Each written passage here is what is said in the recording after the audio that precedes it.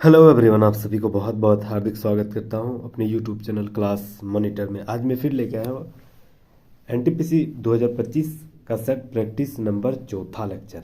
इससे पहले 3 lecture already upload कर दिए हैं, नहीं देखे तो जरूर देख लीजिएगा।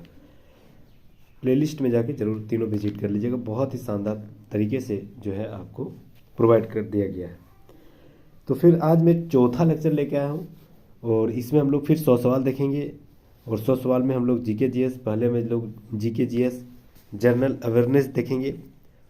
और याद रखना, इसके बाद हम लोग देखेंगे इसके बाद हम लोग जनरल अवेयरनेस पहले हम लोग देखेंगे, फिर मैथ और फिर रीजनिंग। ठीक है, चलिए 30 सवाल हम लोग, 40 सवाल रहेगा जीके जीएस का, 30 सवाल मैथ का, 30 सवाल रीजनिंग का, जो वो भी ज़बरदस्त एक्सप्लेनेशन के साथ, विश्लेषण के साथ पढ़ेंगे। तो प्लीज़ जुड़े रहिएगा अंत तक। नए हैं तो सब्सक्राइब कर लीजिएगा और कम से कम एक सोशल मीडिया में ज़रूर शेयर कर दीजिएगा। चलिए, समय बहुत कम है, एनटीपीसी की एग्ज़ाम भी होने वाली 25 में।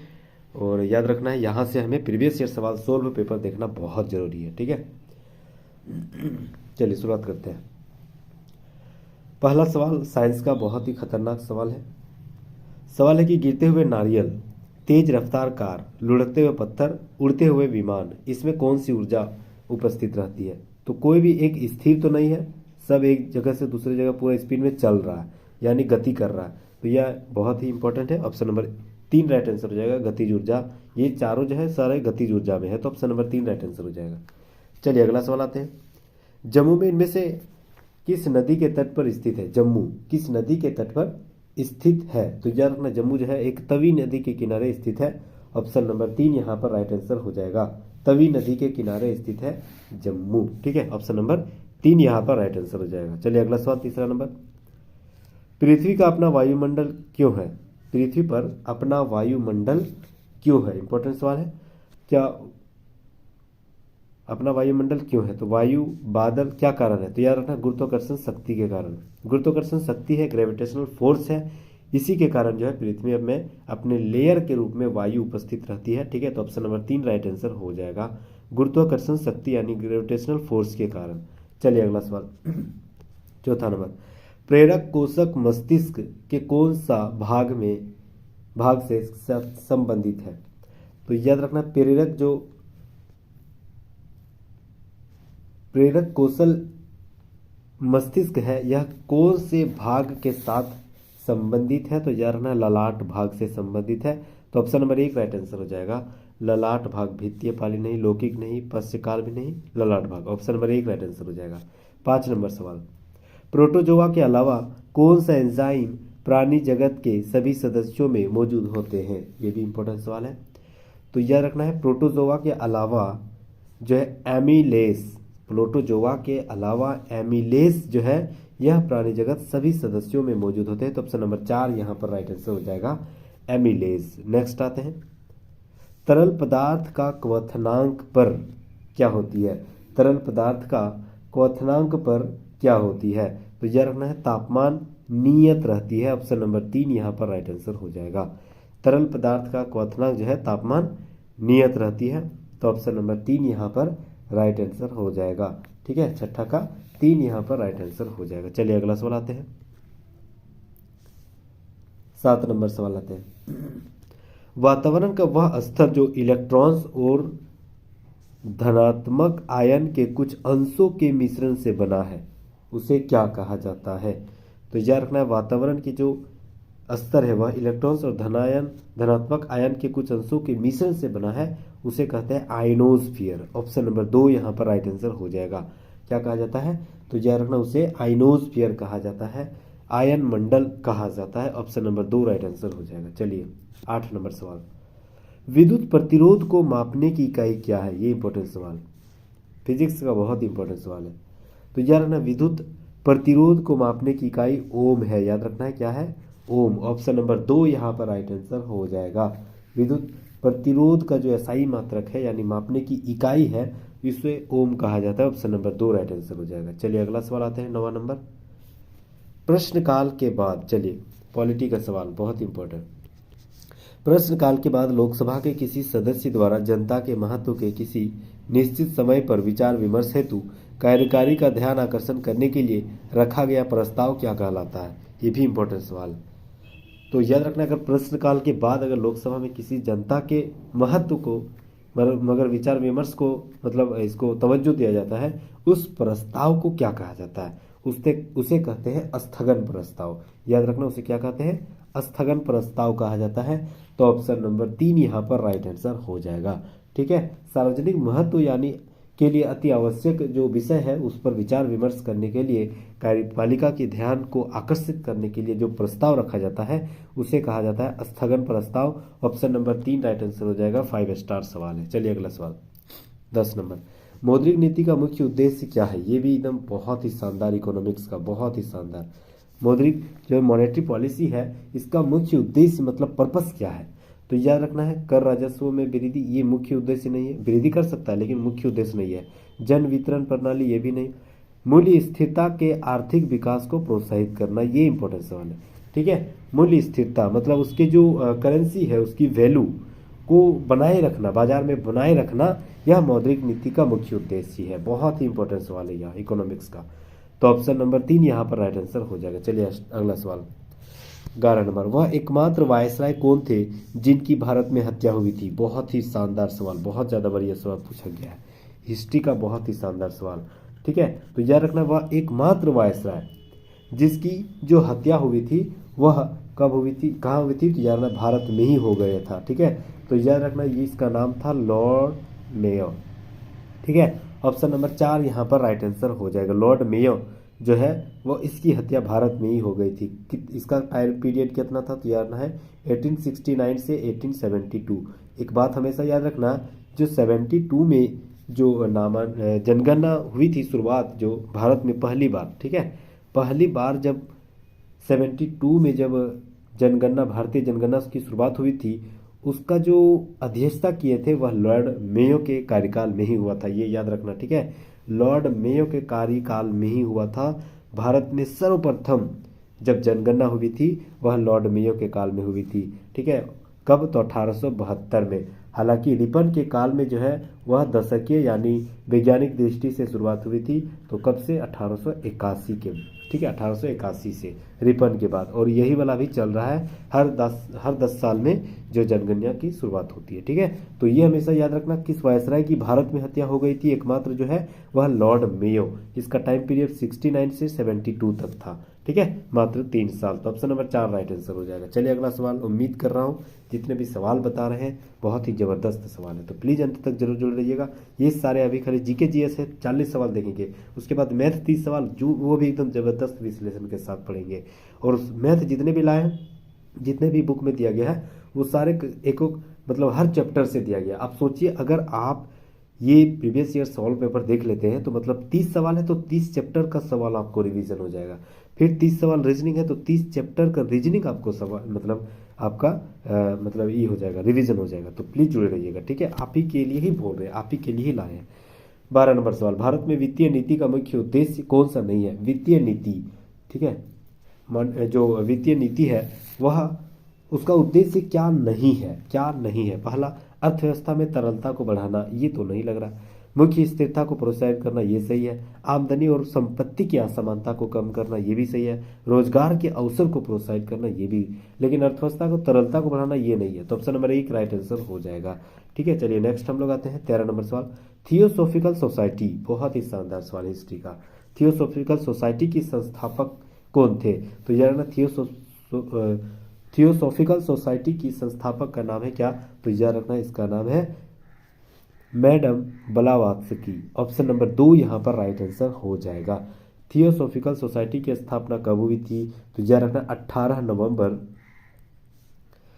1875 को इसकी स्थापना हुई थी। याद रखना है 18 नवंबर 1875 को जो है इसकी स्थापना हुई थी। ठीक है, तो याद रखना किसके? मैडम ब्लावत्स्की, इसी के द्वारा जो है वह थियोसॉफिकल सोसाइटी की संस्थापक माने जाते हैं। तो ऑप्शन नंबर 2 यहाँ पर राइट आंसर हो जाएगा।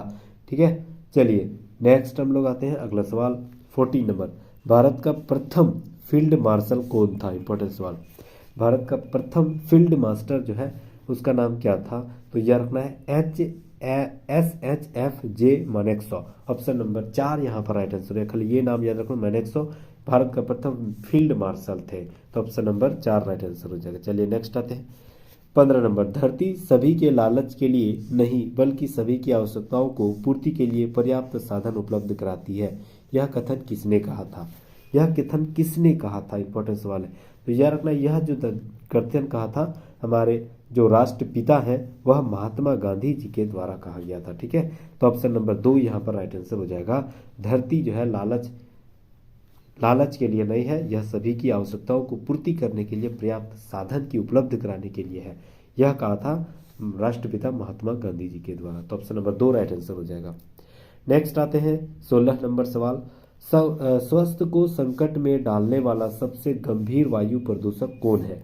बहुत इंपॉर्टेंट सवाल। तो स्वास्थ्य को जो संकट में डालने वाला सबसे गंभीर वायु प्रदूषक है उसका नाम क्या है? तो यार ना उसका नाम है क्या है? तो सल्फर डाइऑक्साइड। बहुत ही खतरनाक, यहाँ पर देखा जाए तो बहुत ही खतरनाक आपका ये वायु प्रदूषक है। ठीक है, तो यार ना सल्फर डाइऑक्साइड हो जाएगी। ऑप्शन नंबर ए यहाँ पर राइट आंसर हो जाएगा। ठीक है, चलिए कार्बन मोनोऑक्साइड CO लिखते हैं, ओजोन को क्या लिखते हैं? तो यार ना O3 लिखते हैं ओजोन को, और नाइट्रस ऑक्साइड को NO लिखते हैं। ठीक है, चलिए नेक्स्ट हम लोग आते हैं गहरे समुद्र के गोताखोरों को ऑक्सीजन की आपूर्ति के लिए हीलियम मिलाया जाता है ऑक्सीजन के साथ साथ, तो क्यों? यह नाइट्रोजन से कम जहरी है, बिल्कुल गलत। यह नाइट्रोजन से हल्की है, यह भी उतना इम्पोर्टेंट नहीं है। यह ऑक्सीजन के साथ जल्दी मिश्रित हो जाती है, यह भी सही नहीं है। यह उच्च दाब पर नाइट्रोजन की अपेक्षा खून में कम घुलनशील होती है, ये सही है। ठीक है, तो ऑप्शन नंबर 4 यहाँ पर बहुत इंपॉर्टेंट सवाल बता दिया। याद रखना है अगर गोताखोर जा रहा है समुद्र के निचले हिस्से में जा रहे हैं तो ऑक्सीजन वहाँ क्या होगा? दबाव ज़्यादा होगा। समुद्र में जितने नीचे जाएंगे हमारा दबाव बढ़ते जाएगा। ठीक है, इसीलिए जो है ना हमारा खून जो है वह घुलनशील यानी प्लेटलेट्स में जमने की प्रक्रिया आ जाती है। ठीक है, इसीलिए नाइट्रोजन ऑक्सीजन के साथ साथ हीलियम मिलाया जाता है। ठीक है, तो ऑप्शन नंबर 4 यहाँ पर राइट आंसर हो जाएगा। ठीक है, गहरे समुद्र में गोता लगाने वाले गोताखोर अत्यधिक दबाव पड़ने के कारण ऑक्सीजन की विषैली प्रकृति से बचने के लिए, यह ऑक्सीजन वहाँ पर विषैली प्रकृति बन जाती है, इसीलिए इसे बचने के लिए हीलियम मिलाया जाता है। याद रखना है हीलियम मिलाया जाता है। ठीक है, तो ऑप्शन नंबर 4 राइट आंसर हो जाएगा। चलिए नेक्स्ट आते हैं 18 नंबर, टेरिलीन एथिलीन ग्लेकोल किस अम्ल का संघनन बहुलक है? इंपॉर्टेंट सवाल है। तो याद रखना टेरिलीन जो है वह एथिलीन जो है और ग्लेकोल यह टेरेफ्थिलिक अम्ल के साथ जो है एक संघनन बहुलक के रूप में कार्य करता है। तो ऑप्शन नंबर 4 यहाँ पर राइट आंसर हो जाएगा।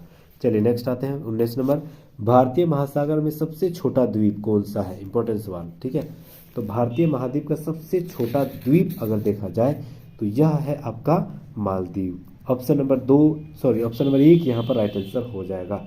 ठीक है, मालदीव क्षेत्रफल जनसंख्या की दृष्टि से जो है बहुत ही कम है, क्षेत्रफल भी बहुत कम है।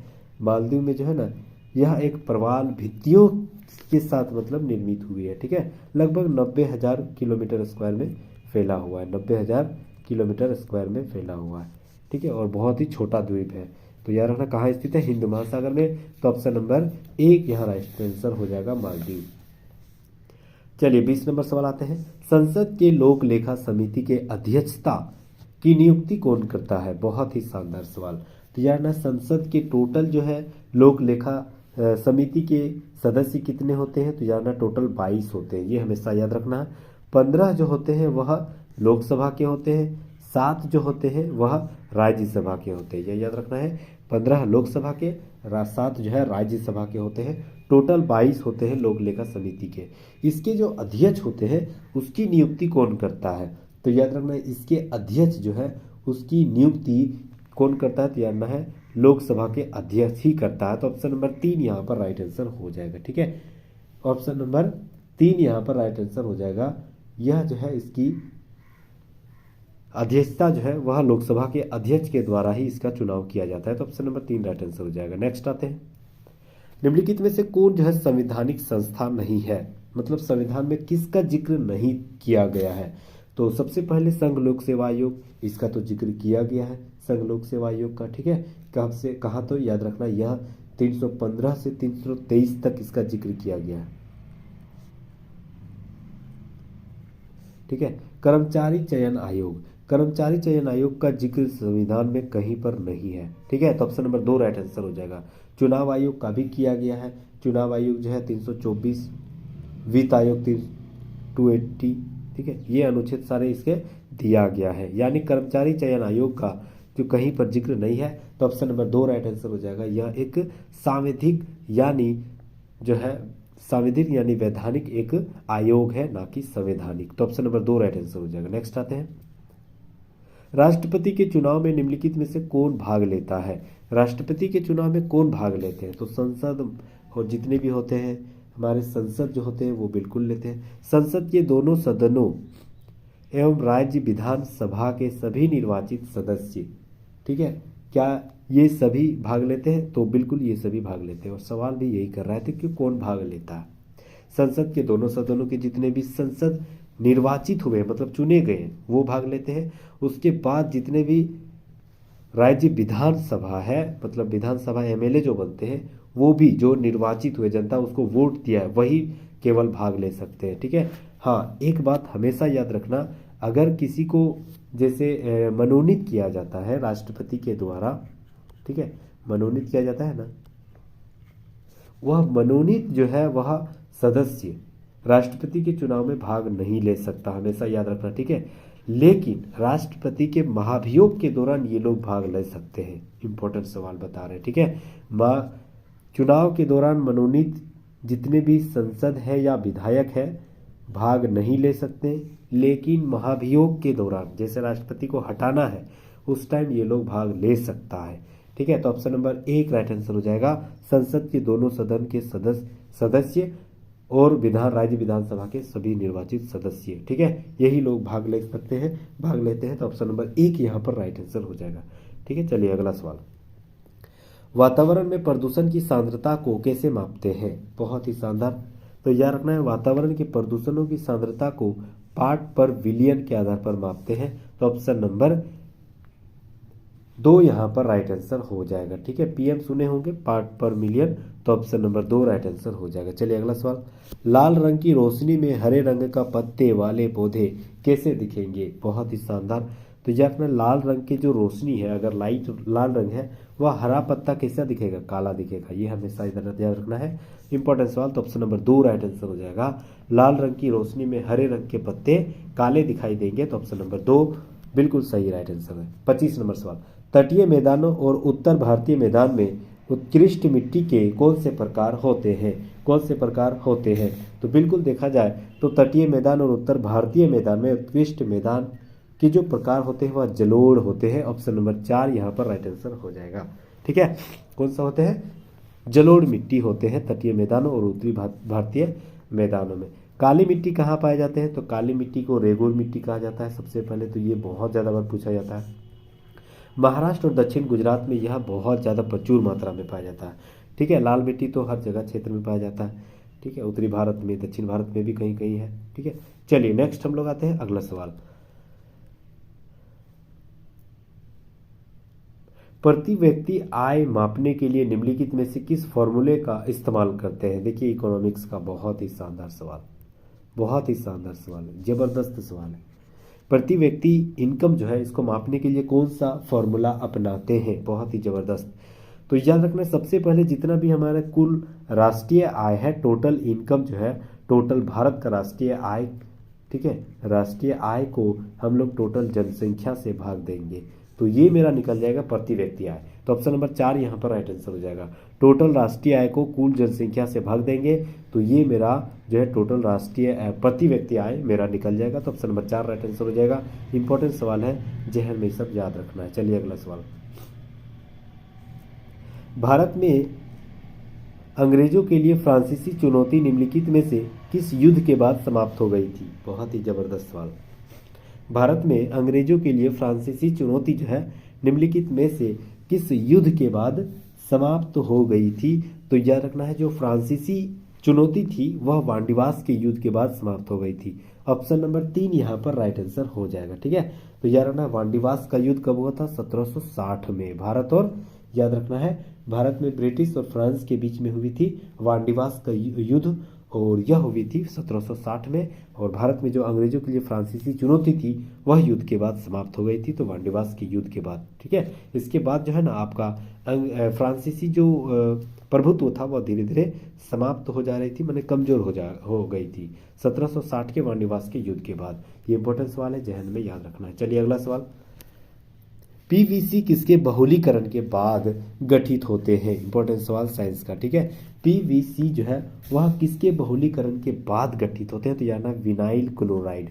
ठीक है, विनाइल क्लोराइड के बहुलीकरण के बाद गठित होती है। ऑप्शन नंबर 4 राइट आंसर हो जाएगा। 29 नंबर सवाल, भाषा के आधार पर निम्नलिखित में से किस राज्य का गठन सर्वप्रथम हुई थी? सर्वप्रथम नहीं बताया गया, तो मतलब सवाल यही कर रहा है। ठीक है, तो यह रखना है 1953 में प्रथम जो भाषा के आधार पर राज्य बना था उसका नाम था आंध्र प्रदेश। ठीक है, ऑप्शन नंबर 2 यहाँ पर राइट आंसर हो जाएगा। इसका आयोग का क्या नाम था? ये आयोग जो है पूछा जाता है, तो आयोग का नाम था फजल अली आयोग। याद रखना है, फजल अली आयोग। बहुत ही इंपॉर्टेंट सवाल बता रहे हैं, तो प्लीज मतलब ये सवाल याद रखना है। फजल अली आयोग कब गठित हुई थी? याद रखना है 1956 में, 56 में। ठीक है, हालांकि 53 में ही आंध्र प्रदेश की जो है प्रथम भाषाई आधार पर राज्य गठित हो चुकी थी, तो Andhra Pradesh option number 2 right answer हो जाएगा। आयोग का नाम था फजल अली आयोग, 1956 में यह आयोग आई थी। नेक्स्ट हम लोग आते हैं,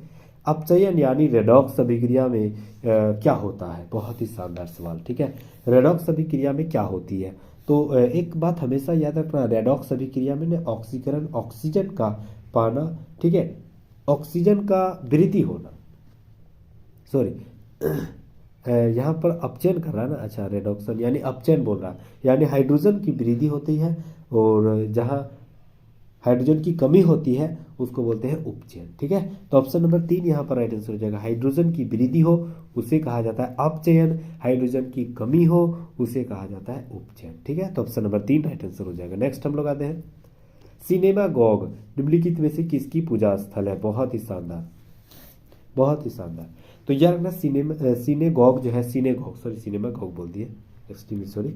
तो सिनेगॉग जो है, वह सिनेगॉग जो है यह आपका यहूदी धर्मावलंबी के एक पूजा स्थल का नाम है। ऑप्शन नंबर 3 यहाँ पर राइट आंसर हो जाएगा। यहूदी धर्मावलंबियों के एक पूजा स्थल का नाम है सिनेगॉग। ठीक है, इंपॉर्टेंट सवाल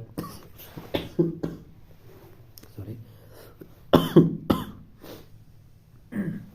तो हाँ, यहूदी जो उसके पूजा स्थल है उसका नाम है सिनेगॉग, तो ऑप्शन नंबर 3 राइट आंसर हो जाएगा।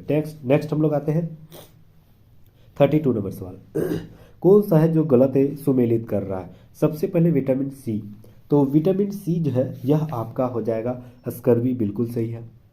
विटामिन के जो है यह आपका रक्तस्राव, ये भी सही है। विटामिन ए जो है यह आपका रतौंधी, ये भी सही है। विटामिन ई रिकेट्स, ये गलत है। विटामिन ई रिकेट्स नहीं, रिकेट्स होती है विटामिन डी में। ठीक है, तो ऑप्शन नंबर 4 यहाँ पर सही है, केवल 4 गलत बता रहा है। चलिए अगला सवाल, सवाल है कि छत्तीसगढ़ में लौह और इस्पात का कारखाना कहाँ स्थित है? बहुत ही बड़ा सवाल।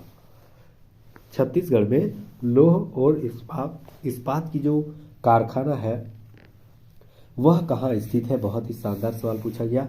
तो याद रखना, यह जो है यह इसका नाम है Bhilai. Option number 3 right answer हो जाएगा। ठीक है, भिलाई जो है यह आपका छत्तीसगढ़ में स्थित है। इसकी स्थापना याद रखना है दूसरी पंचवर्षीय में हुई थी, ये हमेशा याद रखना। ठीक है, दूसरी पंचवर्षीय में हुई थी, किसकी? भिलाई की। ठीक है, और यह जो है भिलाई, यह जो इस्पात कारखाना किस देश के सहयोग से भारत में स्थापित किया गया था?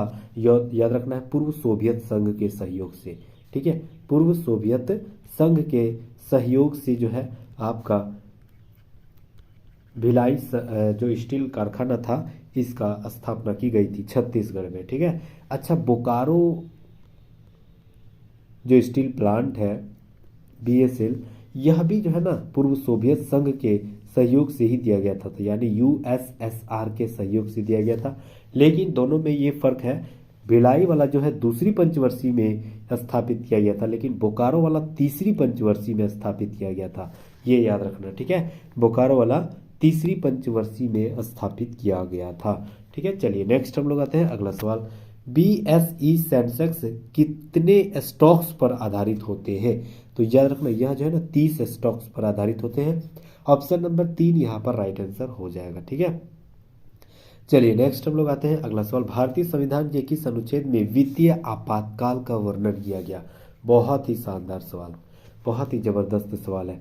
तो यार मैं वित्तीय आपातकाल 360 यानी 360 अनुच्छेद में वर्णन किया गया है, जो कि अब तक भारत में एक बार भी नहीं लागू हुई है। ठीक है, याद रखना है 360 में जो है आपका वित्तीय आपातकाल का जिक्र किया गया है। आपातकाल तीन अनुच्छेदों में दिया गया है, 352 में भी है, ठीक है, और 356 में भी है।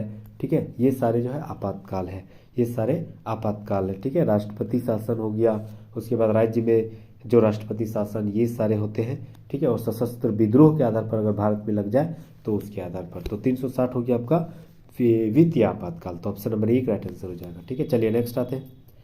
रिफ्ट घाटी में भारत कौन सी नदी बहती है? बहुत ही शानदार जियोग्राफी का सवाल, बहुत ही शानदार। रिफ्ट घाटी में भारत की कौन सी नदी बहती है? तो याद रखना है ताप्ती नदी, ऑप्शन नंबर 2 राइट आंसर हो जाएगा। तापी नदी जो है यह एक रिफ्ट घाटी में बहते हुए सतपुड़ा रेंज के 2 हिस्सों में पश्चिमी महाराष्ट्र के में जो है गुजरात, दक्षिणी गुजरात, पश्चिमी महाराष्ट्र आदि क्षेत्रों में बहने वाली मात्र नदी रिफ्ट घाटी में। तो याद रखना है तापी नदी, ऑप्शन नंबर 2 राइट आंसर हो जाएगा। नेक्स्ट आते हैं, टीकाकरण क्या है? टीकाकरण क्या होती है?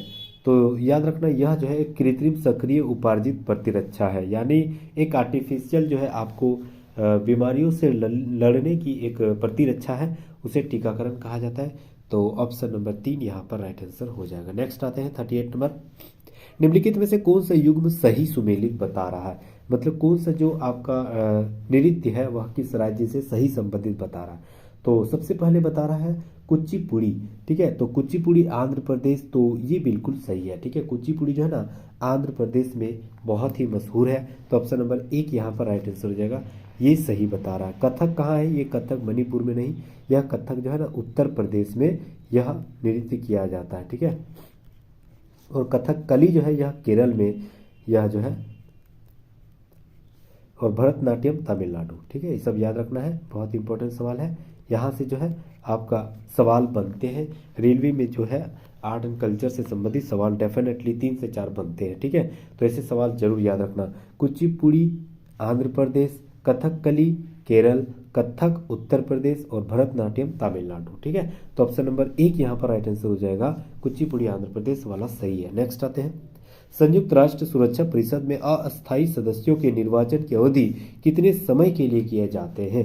कितने समय के लिए किया जाता है? जो संयुक्त राष्ट्र में सुरक्षा परिषद की अस्थायी सदस्य होते हैं ना, वह केवल 2 वर्षों के लिए चुने जाते हैं। ऑप्शन नंबर 3 यह राइट आंसर हो जाएगा, 2 वर्षों के लिए चुने जाते हैं। ठीक है, तो याद रखना संयुक्त जो यूएनए जो सिक्योरिटी काउंसिल है उसमें 2 वर्षों के लिए अस्थायी रूप से चुने जाते हैं। इसके चार्टर एक्ट है एक, तो उसका आर्टिकल 23 में बोला गया है। हालांकि ये सवाल पूछने की चांस नहीं है, लेकिन जानने की जो जनरल नॉलेज के आधार पर जान सकते हैं। आर्टिकल जो है वह 23 में जिक्र किया गया कि प्रत्येक 2 वर्षों में जो है आपका अस्थायी सदस्यों का निर्वाचन किया जाता है। तो ऑप्शन नंबर 3 राइट आंसर हो जाएगा। चलिए 40 नंबर सवाल और जीके जीएस का अंतिम सवाल। विश्व के निम्नलिखित में से किस क्षेत्र के कुछ भाग में अपने समृद्ध खट्टे फलों के उत्पादन के लिए जाने जाते हैं? खट्टे फलों के लिए समृद्ध रूप से कौन सा क्षेत्र पाया जाता है? तो याद रखना भूमध्य सागरीय क्षेत्र, ये सही है, बिल्कुल सागरीय है, रेखीय नहीं है। कैरिबिया ये भी नहीं, अफ्रीका नहीं है। ऑप्शन नंबर 4 राइट आंसर हो जाएगा। भूमध्य सागरीय क्षेत्र, ये रेखीय बोल दिया इसीलिए ये गलत हो रहा है। ऑप्शन नंबर 4 यहाँ पर राइट आंसर हो जाएगा। ठीक है, यहाँ पर जो है ना खट्टे फलों का समृद्धता पाई जाती है, तो ऑप्शन नंबर 4 राइट आंसर हो जाएगा। ठीक है, चलिए 40 सवाल हम लोग जीके जीएस से देख लिए हैं, हर सब्जेक्ट वाइज देख लिए हैं। बहुत शानदार सवाल और विश्लेषण भी हमें बहुत शानदार देखने को मिला। अब हम लोग आते हैं मैथमेटिक्स से सवाल, जो कि प्रीवियस ईयर सवाल है। ठीक है, एनटीपीसी के द्वारा पूछा गया सवाल है। तो 30 सवाल अब हम लोग मैथ का देखेंगे, और वो भी एक्सप्लेनेशन के साथ। तो प्लीज़ जुड़े रहिएगा, बहुत ही ज़बरदस्त एक्सप्लेनेशन के साथ पढ़ेंगे। सबसे पहले बता रहा है कि 20%, 35% और 10% 3 क्रमागत छूट दिया गया। तो सबसे पहले क्या करेंगे, हमेशा परसेंटेज के लिए 100 लेंगे, 20% छूट यानी 20 घटा देंगे तो 80/100 हो जाएगा, बिल्कुल सही। उसके बाद 35% यानी 65 हो जाएगा, उसको 100 से घटा देंगे बटे 100 परसेंटेज के लिए, बिल्कुल सही। 10% यानी 10 घटा देंगे तो 90%, ये हो जाएगा परसेंटेज के लिए 100। ये 100 तो कट गया, और ये जीरो कट गया, ये वाला जीरो कट गया, ऊपर में बचा 8, 65 और 9 बचा। तो 8 9 कितना हो गया, 72 गुना 65 हो गया, ठीक है। और नीचे अभी 100 है ही है, ठीक है। तो 72 को 65 से गुना करेंगे तो ये हो गया आपका 5 दूनी 10, 7 पचे 35, 1 36, 360, 6 दूनी 12, 1 बचा, 7 6 42, 1 43, इतना हो गया।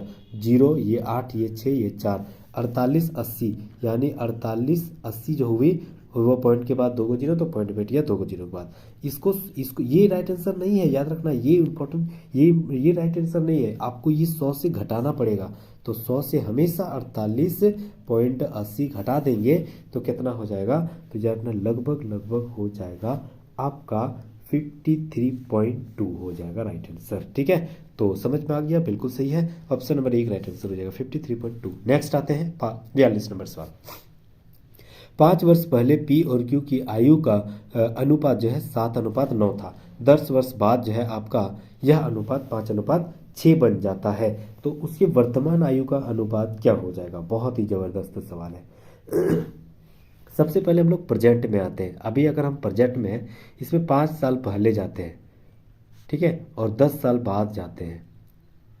तो यहाँ अगर हम यहाँ प्रेजेंट है, यहाँ 5 साल पहले आ गए तो यहाँ आ गए। अब यहाँ से अगर हम 10 तक जाएंगे तो 5 तो जोड़ना पड़ेगा और फिर 10 भी जोड़ना पड़ेगा। ये तो समझ में आ रहा है ना।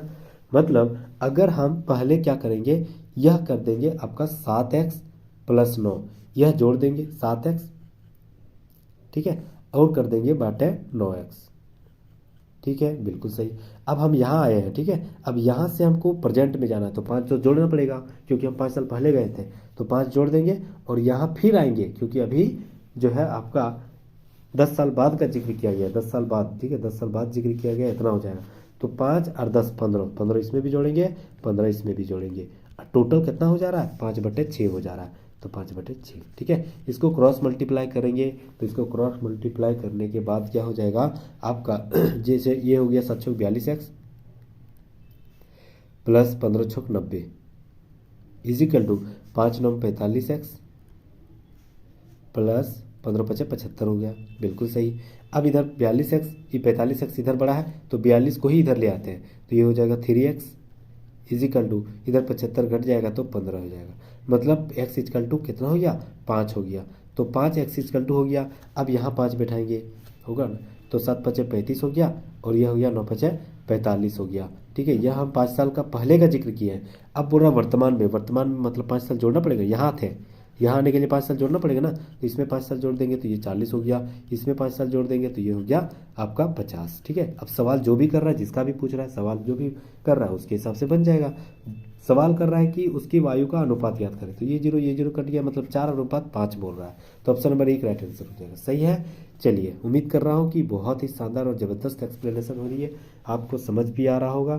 तो प्लीज़ जुड़े रहिएगा अंत तक, ठीक है। और ऐसे जितने भी जो रुक्मणी की बुक है ना, किरण पब्लिकेशन का और रुक्मणी का, ये सारे जो है ना आपका ज़बरदस्त एक्सप्लेनेशन के साथ बताएंगे। तो प्लीज़ अगर आप नए जुड़े हैं तो मेरे फैमिली में आपका जोरदार स्वागत रहेगा। प्लीज़ अभी के अभी सब्सक्राइब कर लीजिएगा, और ठीक है, ऐसे ही जुड़े रहेंगे। चलिए, अगला सवाल है 9.87 प्लस, इसको जोड़ना तो बहुत ही ईजी है। 9.87 पॉइंट को पहले सीधा रखना है, 6.54 फिर पॉइंट को ही पहले सीधा रखना है, 3.21 सबको जोड़ देना है। कितना होगा, 7 4 11 1 12, 8 5 13 14 15 1 16, point 9 9 18 18 62, option number 2 right answer हो जाएगा, सही है। अगला सवाल, अच्छा 4/5 और 2/3 के बीच में अंतर क्या है, तो घटा दो। 4/5 - 2/3, इसको घटा देते हैं, एलसीएम हो गया 15, 5 तिया 15, 3 4 12, 3 5 15, 5 दूनी 10, ये हो गया आपका 2/15 राइट आंसर हो जाएगा, ऑप्शन नंबर 2 राइट आंसर हो जाएगा। नेक्स्ट आते हैं 10% वार्षिक ब्याज चक्रवृद्धि ब्याज की दर से 1400 रुपये का 2 वर्ष में क्या ब्याज हो जाएगा। तो 1400 रुपये सबसे पहले लेंगे, इसका 10% वार्षिक यानी 110/100, तो ये जीरो कट गया, मतलब 11/10, तो 11/10 हो गया, किस साल के लिए? 2 साल के लिए, तो 2 बार लिखेंगे। 1 0 1 0 1 0 1 0 खत्म। 11 गुना 11 121 गुना 14, तो 14 एकम 14, हाथ में 1, 14 3 28 1 29, 2 14 एकम 14 15 16, मतलब हो गया आपका 1694 रुपया। अब यहाँ ब्याज पूछ रहा है तो 1694 आपका मिश्र धन हो गया, ठीक है। और यहाँ पर मेरा मूलधन है 1400 रुपया, 1400 से घटा देंगे 4 9, ये हो गया 3, मतलब 394 राइट आंसर हो जाएगा। 394 कहाँ है? बिल्कुल 294 था, ठीक है। 1600 में 1400 घटाएंगे 200 हो जाएगा, ऑप्शन नंबर 2 राइट आंसर हो जाएगा। नेक्स्ट आते हैं, रवि और रश्मि का जो 150 और 200 रुपये एक व्यापार निवेश किया। जैसे रवि है यहाँ और यहाँ है रश्मि, ठीक है। इन्होंने 150 रुपया दिया और रश्मि ने 200 रुपया दिया। अब बोल रहा है कि रवि ने कुछ महीनों के बाद अपना पैसा वापस ले लिया। कुछ महीना यानी नहीं पता, तो एक्स महीना लिख लेते हैं। टोटल 12 महीना, यानी रश्मि टोटल 12 महीना अपना व्यापार में लगी रही थी, ठीक है। चलिए, तो ये हो गया आपका व्यापार। अब बोल रहा है अंत में जो ना 1:2 के रूप में इसका लाभ भी मिलता है। तो सबसे पहले क्या करेंगे, इसको काट देंगे। 50 दिया 150, 50 चौक हो गया आपका 200, ये 3 4 12, यानी ऊपर में सिर्फ बचा, रवि को अगर माने जाए तो ऊपर में सिर्फ बचा, ऊपर में कितना बचा? सिर्फ एक्स, नीचे बचा सिर्फ 4 4 16, ये ऊपर में है 4 4 16, यानी एक्स अनुपात 16, ये दोनों को काट छाट के निकला। इसका जो आपका बेनिफिट हो रही थी वह 1:2 में हो रही थी, ठीक है। तो ये एक्स का मान कितना हो जाएगा, तो इसको क्रॉस मल्टीप्लाई करेंगे, 2 8 16 8 हो जाएगा 8। तो क्या 8 सही है? क्या 8 सही है? तो देखा जाए तो 8 जो है ना बिल्कुल सही राइट आंसर हो जाएगा, ठीक है।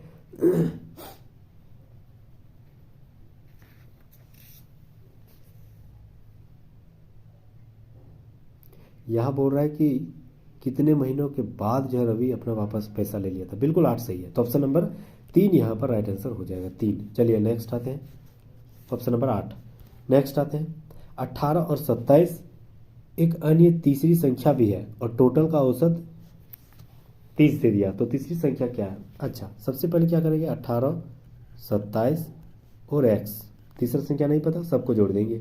8 7 15 के 5 आता है, बचा 1, 2 और 3 4, 45 प्लस एक्स, ठीक है। अब टोटल जोड़ने के बाद जो है आपका, टोटल जो है आपका जोड़ने के बाद ये आपका एवरेज हो जाता है आपका कितना, तो यह रखना है एवरेज, यानी 3 से फिर भाग भी तो देना पड़ेगा। 3 से भाग देने के बाद एवरेज हो जा रहा है 30, ठीक है। अब ये 3 उधर जाएगा तो 90 हो जाएगा, तो एक्स इक्वल टू क्या हो जाएगा 90, और ये 45 उधर जाएगा, इधर प्लस में उधर चला जाएगा तो माइनस 45 हो जाएगा ना, ये 3 दिया 90 और माइनस 45, यानी सिर्फ एक्स इक्वल टू 45 बचेगा। तो राइट आंसर क्या हो जाएगा 45, तो ऑप्शन नंबर 4 राइट आंसर हो जाएगा। नेक्स्ट आते हैं, सरल कीजिए, शानदार सवाल है ये सर, जो है ना वर्णस का सवाल है। सबसे पहले क्या करेंगे, जो सबसे छोटा ब्रैकेट है उसी का हल करेंगे, यहाँ पर हल करेंगे, ठीक है। तो सबसे पहले क्या करेंगे, माइनस ये माइनस बाहर में है तो इसको minus B minus minus plus B plus A और माइनस माइनस प्लस बी कर देंगे, ठीक है। एकदम जहन में एकदम बढ़िया से याद रखना है, इस सब एक माइनस इधर उधर गया तो सारा गलती हो जाएगा। ये हो गया टोटल हल। अब यहाँ बी है तो ये बी को भी उतार लेते हैं। अब इसमें सब में फिर माइनस है तो फिर माइनस करेंगे, minus B minus minus plus B minus plus minus A और माइनस माइनस प्लस बी हो जाएगा, ठीक है। यहाँ तक सही है। अब फिर यहाँ पर माइनस है तो माइनस माइनस, फिर जैसे हाँ ये ए प्लस बी था ना, तो ए प्लस बी को यहाँ पर लिख देंगे, माइनस में है। अब इसको फिर हल करेंगे तो ये हो जाएगा माइनस ए, ठीक है। उसके बाद हो जाएगा आपका पहले सबको उतार ही लेते हैं, ठीक है। सबसे पहले क्या हो, माइनस बी, ये बड़ा ब्रैकेट बी माइनस ए प्लस बी, ठीक है, माइनस बी माइनस ए माइनस बी प्लस 2a है, ठीक है। चलिए, समय लगेगी तो इंतज़ार करना है, ठीक है, क्योंकि बहुत ही शानदार सवाल बता रहे हैं। सबसे पहले क्या करेंगे, माइनस बी माइनस इसको जो है आपका ये वाला माइनस वन हटा देंगे, तो बी माइनस ए माइनस बी हो जाएगा, माइनस प्लस माइनस। उसके बाद माइनस ये हो गया आपका, तो ये हो गया आपका माइनस बी, और ये हो गया माइनस बी, ये माइनस प्लस ए, और माइनस माइनस प्लस बी, ठीक है, ये सारे खत्म। इधर हो गया 2a यहाँ। चलिए यहाँ तक सही है। फिर बी माइनस ये वाला प्लस बी और माइनस बी कट जाएगा, सही है यार। अच्छा, और एक बार लिख लेते हैं, माइनस ए और इसको फिर minus plus minus B plus B, और फिर माइनस ये माइनस प्लस माइनस ए हो जाएगा, और माइनस प्लस माइनस बी हो जाएगा, ये टोटल का फिर खत्म, फिर है ये भी खत्म हो जाएगा। कहाँ गया, हाँ, प्लस बी और माइनस बी, ये भी खत्म हो जाएगा, सही है। ठीक है, हाँ। चलिए, अब हो गया आपका फिर बी माइनस ए, इधर और एगो है माइनस ए और एगो माइनस बी, ठीक है। अच्छा, ये वाला काट दिए थे ना, तो ये नहीं होगा, माइनस बी। चलिए यहाँ तक सही है, प्लस 2a, ठीक है। अब क्या किए, माइनस को बी को बी लिखे, माइनस ये हो गया माइनस माइनस प्लस, यानी 2a, बढ़ा के आगे माइनस यानी माइनस 2a, ठीक है, और माइनस भी है ये, फिर प्लस यहाँ 2a है, तो ये 2a को खट गया, ये माइनस माइनस प्लस हो गया, यानी और एगो बी दो गो बी, 2b हो जाएगा राइट आंसर, ठीक है, समझ में आ गया। चलिए, तो 2b राइट आंसर हो जाएगा, हाँ बिल्कुल सही है, ऑप्शन नंबर 1 राइट आंसर हो जाएगा। नेक्स्ट आते हैं, किसी त्रिभुज का सबसे छोटा कोण जो है ना, बड़ा कोण से 40 डिग्री कम है। यदि बड़ा कोण 80 डिग्री, तो त्रिभुज का तीसरा कोण क्या होगा। अगर सबसे बड़ा कोण 80 डिग्री तो सबसे छोटा कोण ना 40 डिग्री कम है, यानी 40 डिग्री हो जाएगा।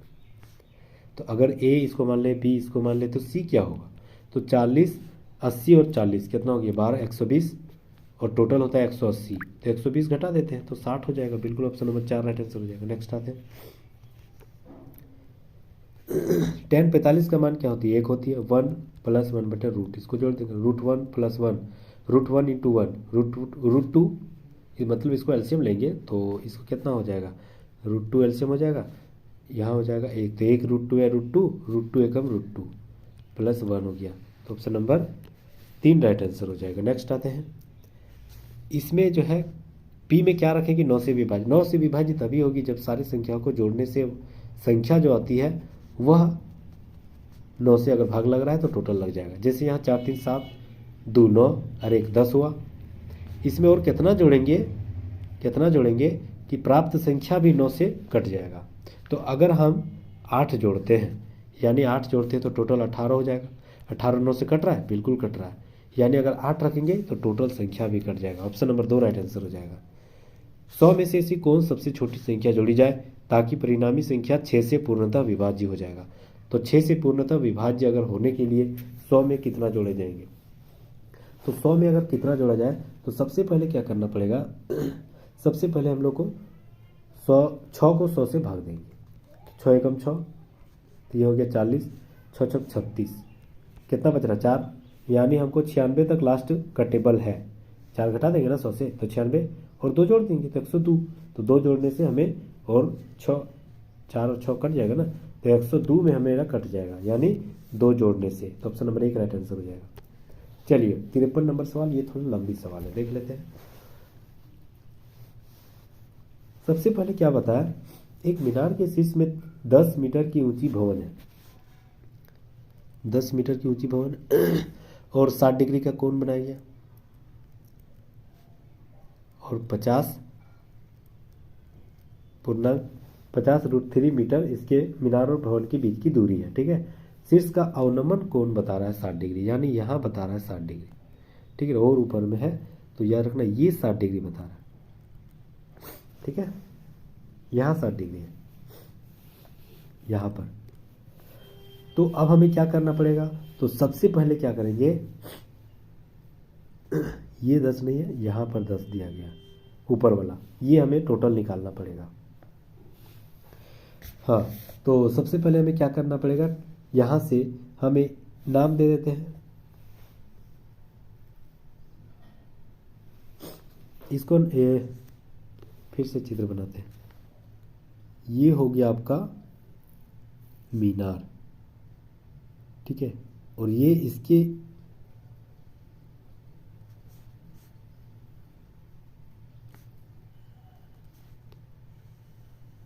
ठीक है, ऐसा ही है, और इसका डिग्री का मान है 60, ठीक है।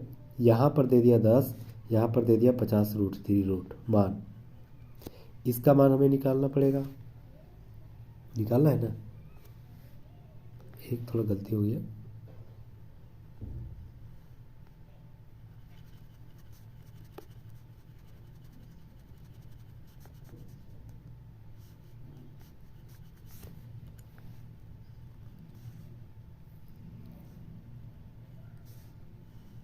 ठीक है। चलिए, तो यहाँ का मान 60 दे दिया है, चलिए 60 डिग्री।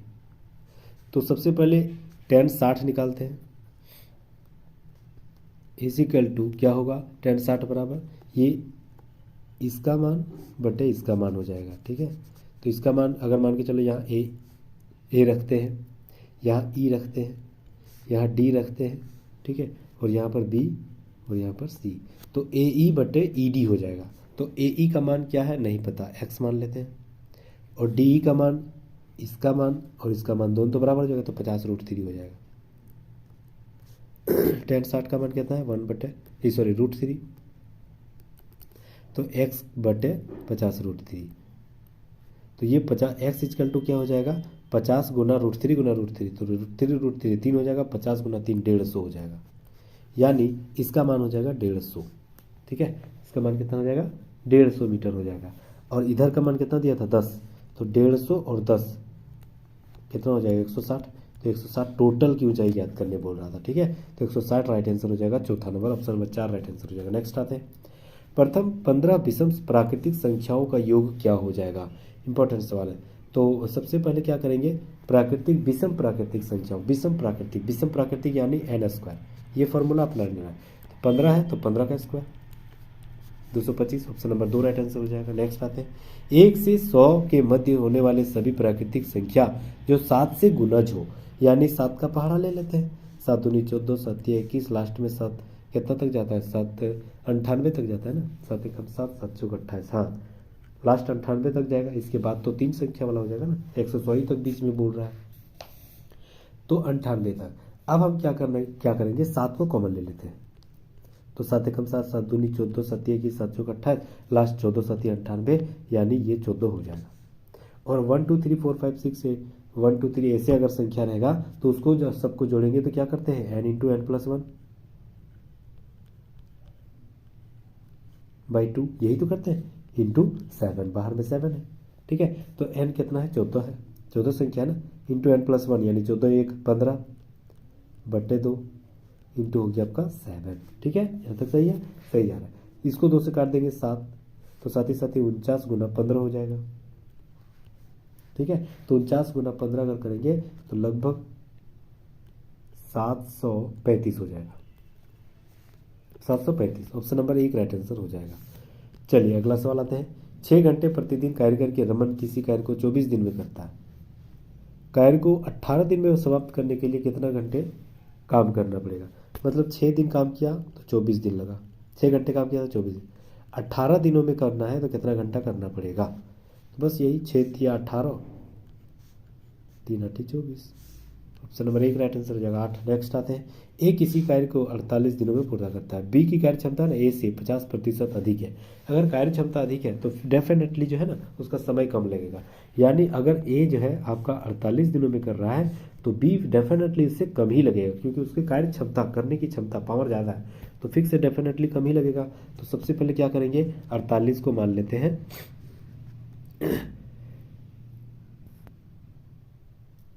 हाँ तो बी जो है वह ए द्वारा लिया गया समय कितना है, 48, तो बी द्वारा लिया गया समय क्या हो जाएगा, 48 गुना 100, और इसमें 50% ज़्यादा है, यानी यहाँ पर आप बोल सकते थे 150/100 लिखते थे ना, नहीं इसी को जस्ट उल्टा लिख देंगे, बस यही याद रखना। क्षमता जैसे पूछेगा वह 100/100 150/100 उल्टा लिख देना है, बस राइट आंसर हो जाएगा।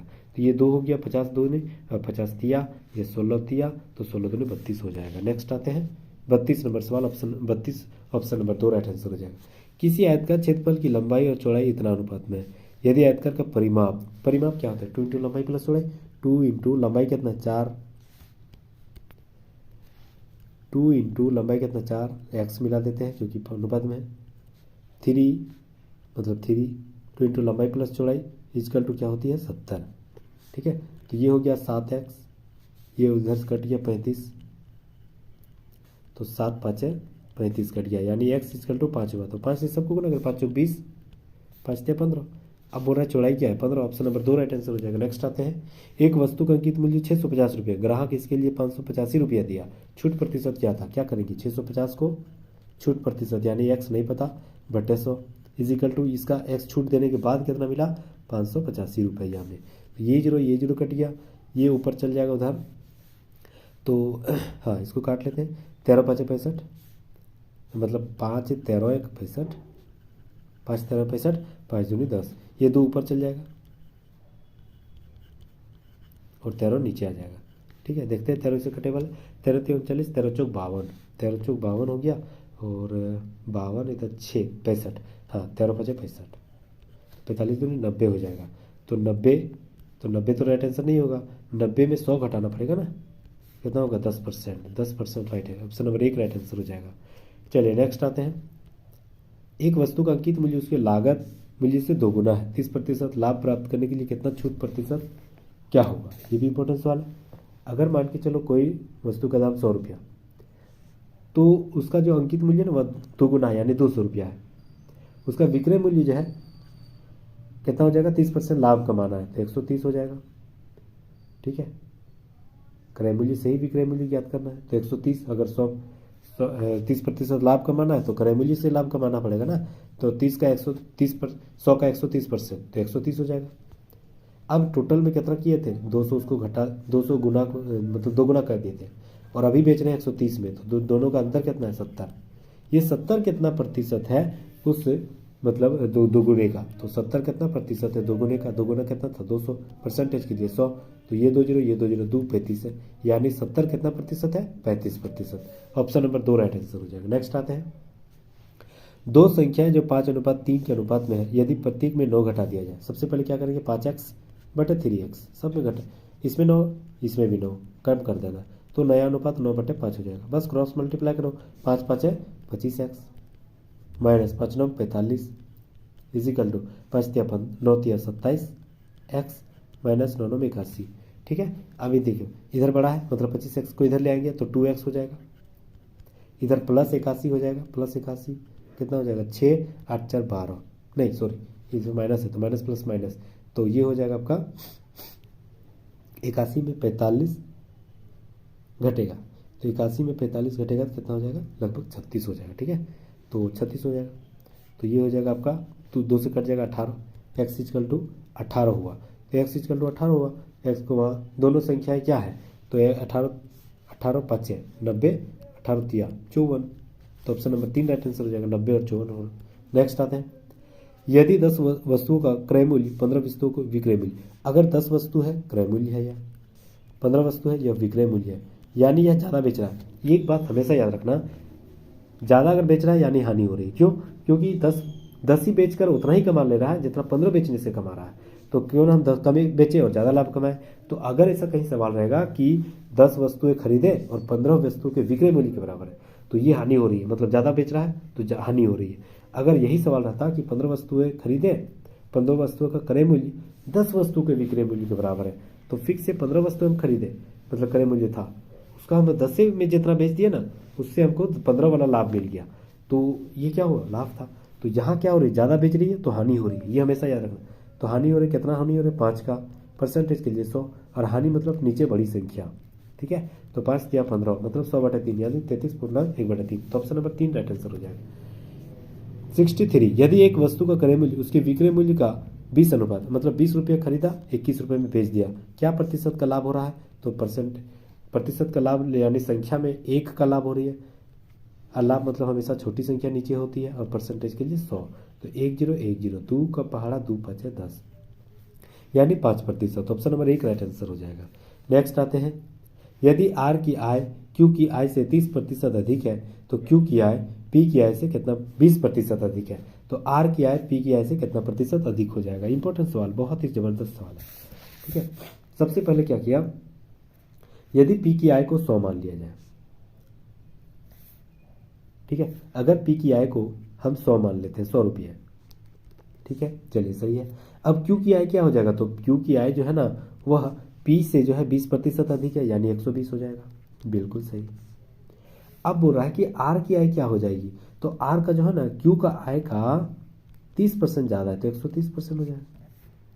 ये जीरो, ये दो जीरो, ये दो जीरो, तो 13 दूनी 26, 2 13 कम 13, 13 कम 13, 14 15, 156 हो जाएगा राइट आंसर।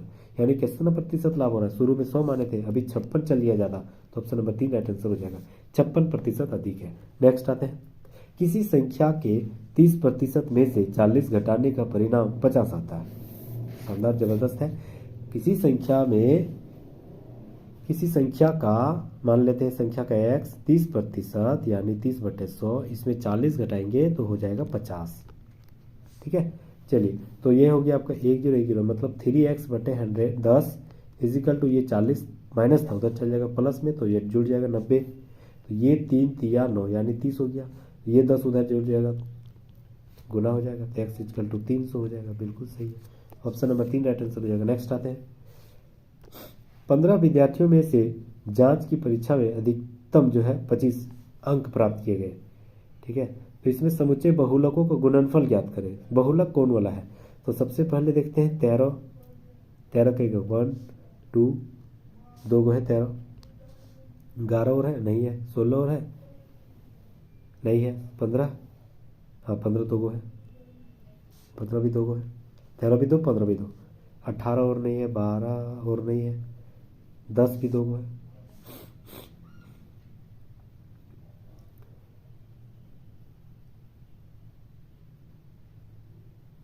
ठीक है, तो 10 तो हो जाएगा कम आपका, हाँ, और 2 को कोई भी कुछ नहीं है, तो यहाँ पर 10 भी आ गया।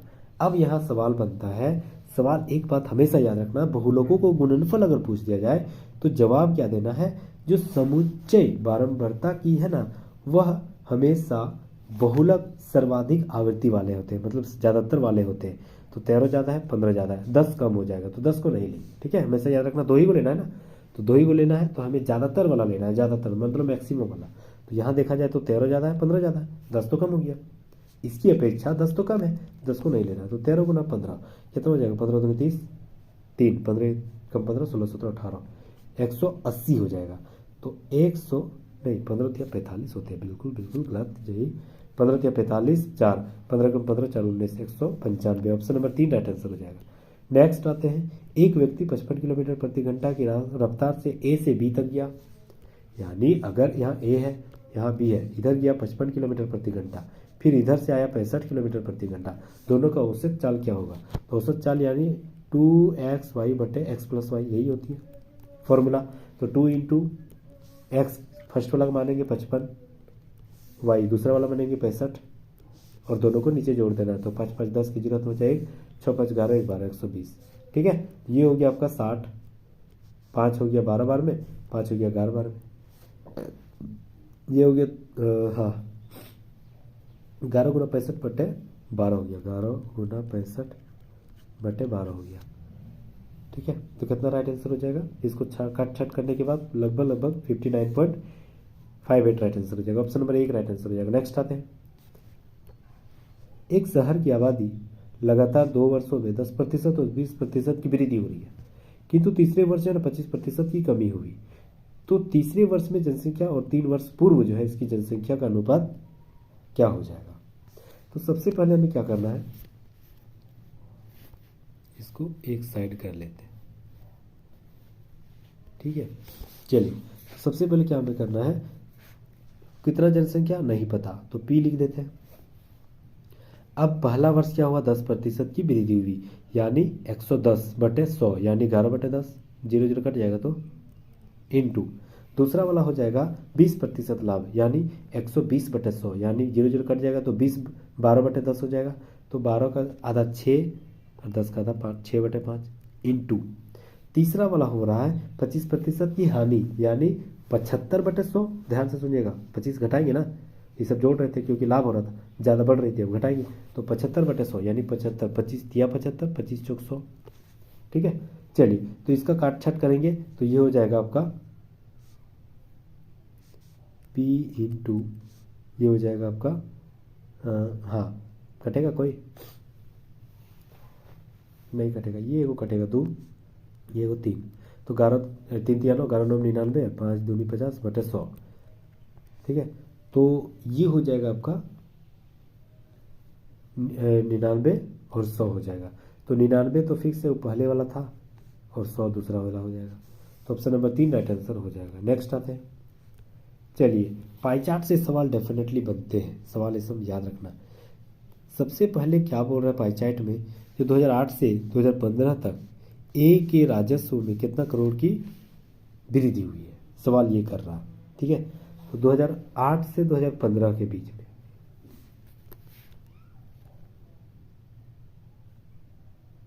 ठीक है, तो अब सवाल ये है, सॉरी सवाल ये था 2009 से 2015 के बीच में ना कितने करोड़ की गत वर्ष यानी पिछले वर्ष, गत यानी पिछले वर्ष की तुलना में राजस्व 15 करोड़ की किसमें वृद्धि हुई है। तो 15 करोड़ की किसमें वृद्धि हुई है, तो 15 करोड़ की सबसे पहले जो है 2009 से बोल रहा है ना, तो ये भी हो रहा था लेकिन 2009 से बोल रहा था, तो 2009 से 20 एगो हो रहा है 2009 में। ठीक है, 140 154 करोड़, 15 करोड़ से ज़्यादा वृद्धि हो रही है। उसके बाद हो रहा है आपका 2011 में 154 से 170, ये भी ज़्यादा, 15 करोड़ 16 करोड़ हो रहा है, तो 15 करोड़ ही पूछ रहा है, तो 2011 वाला एगो हो गया। उसके बाद हो गया आपका 2009 2011। ठीक है, लास्ट वाला क्या था, अच्छा इसमें भी हो रहा है, तो 3 गो हो रहा है 2009 2011 2015, तो 3 गो हो रहा है। ऑप्शन नंबर 3 राइट आंसर हो जाएगा। नेक्स्ट आते हैं, वर्ष 2010 में गत वर्ष की तुलना में राजस्व में कितने प्रतिशत की वृद्धि हुई। 2010 में जो है वह गत वर्ष यानी पिछले वर्ष की तुलना में कितने प्रतिशत की वृद्धि हुई, 2010 वाला देखते हैं। तो सबसे पहले 2009 में कितना था, गत वर्ष यानी पिछले वर्ष 140, और अभी कितना हो गया 154, पिछला वर्ष 140, कितना बड़ी वृद्धि हुआ, तो याद रखना यह जो वृद्धि हुआ वह 14 की वृद्धि हुई। परसेंटेज के लिए 100, और वृद्धि यानी हमेशा नीचे छोटी संख्या, यानी 154 में 140 कौन छोटा है, 40, तो 0 लिखनी, 1 0 1 0 14 14 कट गया 10%। ठीक है, तो ऑप्शन नंबर 1 राइट आंसर हो जाएगा 10%। नेक्स्ट हम लोग आते हैं, चलिए 30 सवाल हम लोग मैथ का जबरदस्त विश्लेषण के साथ पढ़ लिए। अब आते हैं रीजनिंग का सवाल, बस आधा घंटा में 15 से 20 सेकंड में 15 से 20 मिनट में ख़त्म कर देना है। ठीक है, चलिए सबसे पहले बता रहा है कि सभी पेड़ जो है ना, सभी पेड़ फूल है, तो सभी जैसे आ गया सबको घेर देना, सभी पेड़ फूल है। ठीक है, सभी फूल घास है, सभी फूल घास है, मतलब सभी को फिर को घेर देना है।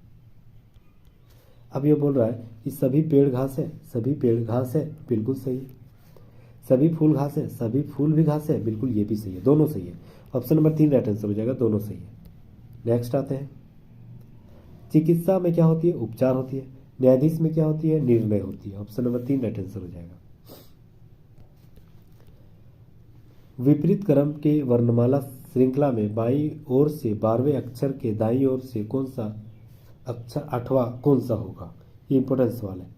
तो सबसे पहले क्या कर रहा है, विपरीत क्रम में बाईं ओर से 12वें के दाएं अक्षर से 8वां जो है, तो बाईं ओर से 12वें, तो बाईं ओर से 12वें कितना हो जाएगा, बाईं ओर से 12वें फिर दाएं 8वां, तो टोटल हो जाएगा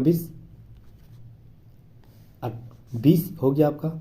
20वां नंबर में कौन है, तो बाईं ओर से 20वां नंबर में कौन है, तो बाईं ओर से 20वां नंबर ज्ञात करने के लिए इसको 27 से घटाना पड़ेगा, कितना हो गया 7, तो 7 यानी G7 जी है। ऑप्शन नंबर 4 राइट आंसर हो जाएगा। 20वां नंबर यानी 7वां नंबर जी है। अंग्रेजी वर्णमाला को पहले और अंतिम अक्षर यानी ए और जेड को छोड़कर भागित 4 भागों में विभक्त करके प्रत्येक को रिवर्स कर दिया जाए। अच्छा, तो सबसे पहले उतार लेते हैं, ए को छोड़ दिया जाए, तो सबसे पहले क्या किया, ए को छोड़ दिया गया और जो है ना 4 भागों में बांट के सबको पलटी कर दिया, तो 4 भाग में बटेगा, यानी टोटल बचा कितना, ए और 2 छोड़ के तो 24 बचा। सबको 4 भाग में बांटना है, तो 4 छक 24, यानी 6 को सब पलटी हो जाए, तो 6 को पलटी कर देते हैं। 7FED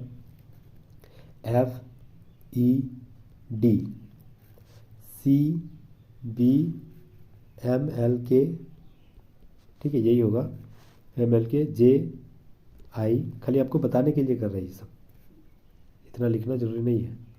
HSRQ, ठीक है, PONY XW VUTZ, T last वाला नहीं बदला था, हाँ ठीक है। देखिए यहाँ 6 को बदल रहा है, यहाँ 6 को बदल रहा है, 1 2 3 4 5 6, ये पलटी हो गया क्योंकि बी इधर रहा था, सी उधर रहा था, है ना। फिर एम यहाँ से बदल जा रहा है 6 को, फिर इधर 3 ये बदल जा रहा है, और ये 6 को बदल जा रहा है, सब बदली हो रहा है ना, पलटी हो रहा है, ठीक है। ऐसे ही बदली हमको करना है। अब सवाल यहाँ क्या कर रहा है, सवाल बोल रहा है कि हाँ, तो बाएं से 18वां अक्षर क्या हो जाएगा, बाएं से 18वां अक्षर क्या हो जाएगा, इधर से गिनते हैं, 1 2 3 4 5 6 7 8 9 10 11 12 13 14 15 16 17 18, बाएं से 18वां अक्षर क्या हो जाएगा। अच्छा इधर तो दाहिना हो गया, बाएं इधर हो गया ना, सॉरी इधर से गिनना है ना, 1 2 3 4 5 6 7 8 9 10 11 12 13 14 15 16 17 18, ओ ऑप्शन नंबर 2 राइट आंसर हो जाएगा। चलिए नेक्स्ट आते हैं हम लोग, सदृश्य जोड़ना है। अच्छा फीटर का मतलब क्या होता है, फीटर का मतलब होता है आपका बेड़ी। लिबरेट का मतलब क्या होता है, स्वतंत्रता, यानी फ्रीडम, आज़ादी, यानी जस्ट इसका क्या है, उल्टा है। तो ऑप्शन नंबर ए देखा जाए तो साइकिल का मतलब भी होता है बेड़ी, और लूज यानी छोड़ देना होता है ना, तो लूज का मतलब भी होता है छोड़ देना, यानी ढीला छोड़ देना, तो इसका कहीं ना कहीं आज़ादी मतलब हो रहा है, ऑप्शन नंबर 1 राइट आंसर हो जाएगा। नेक्स्ट आते हैं,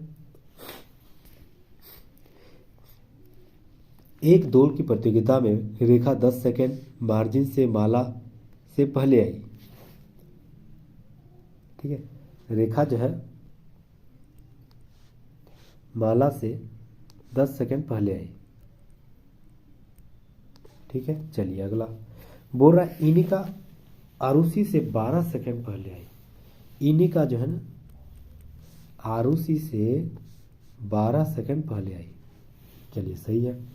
अगला बोल रहा है वंशथा जो गौरी से 18 सेकेंड पहले आई, वंशथा गौरी से 18 सेकेंड पहले आई, चलिए यहाँ तक सही है। अब बोल रहा है कि माला वंशथा के 1 सेकेंड बाद आई थी, माला जो है वंशथा के 1 सेकेंड बाद आई थी,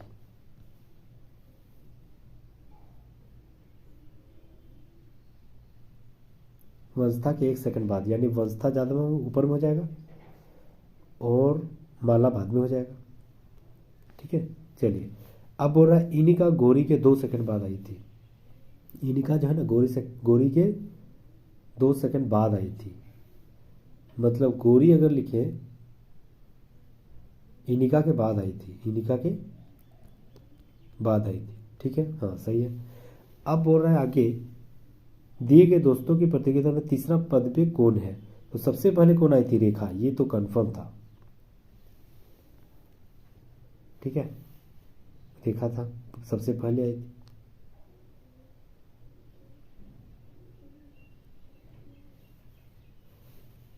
ठीक है। तो यहां पर पूछ रहा है तीसरा नंबर पे कौन है, तो तीसरा 1 2 3 माला, ऑप्शन नंबर 3 राइट आंसर हो जाएगा। चलिए नेक्स्ट आते हैं, हाँ कुछ पत्थर रत्न है, कुछ जहां दे दिया तो हल्का सा ही टच करना है, कुछ पत्थर रत्न है, ठीक है, कुछ रत्न मोती है, कुछ रत्न मोती है, कुछ मोती मॉलस्क है, कुछ मोती मॉलस्क है, ऐसे ही लिखे थे, ठीक। अब कुछ पत्थर मोती है कुछ पत्थर मोती है, ये जरूरी है? ये हो भी सकता है, नहीं भी हो सकता है। कुछ रत्न मॉलस्क है, कुछ रत्न जो है ना मॉलस्क है, ये भी हो सकता है, नहीं भी हो सकता है। यानी कंफर्मेशन अगर देखा जाए तो उतना अच्छा से क्लियर नहीं हो पा रहा। ठीक है, और भी बता रहा है क्या? अच्छा, कुछ मॉलस्क मोती है,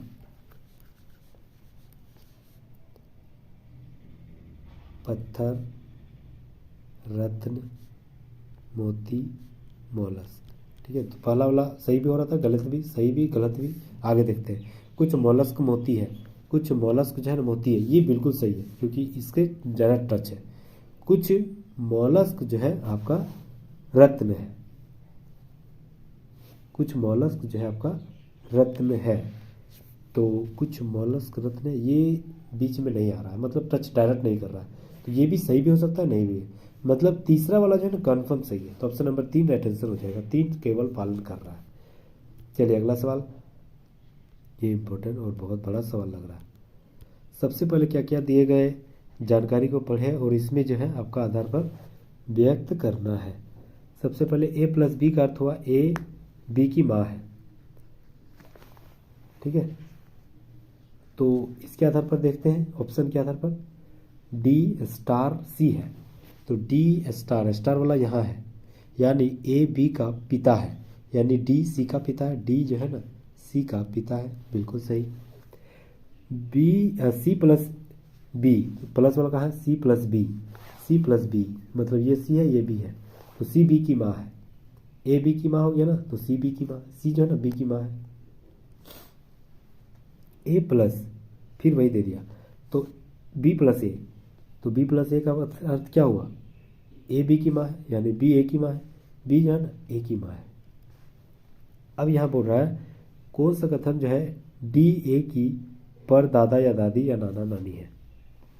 डी जो है ना ए की परदादा या दादा दादा नाना नानी, वो भी तो बिल्कुल सही। ऑप्शन नंबर 1 पहला ही वाला सही है। ठीक है, देखिए इसका माँ, उसका माँ और उसका बाप है, तो दादा या नाना है ना, परदादी दादी या नाना, तो ऑप्शन नंबर 1 राइट आंसर हो जाएगा। नेक्स्ट आते हैं, चलिए फिर रीजनिंग का सवाल सारे पहले ले लेते हैं। हाँ, कुछ कलम किताबें हैं,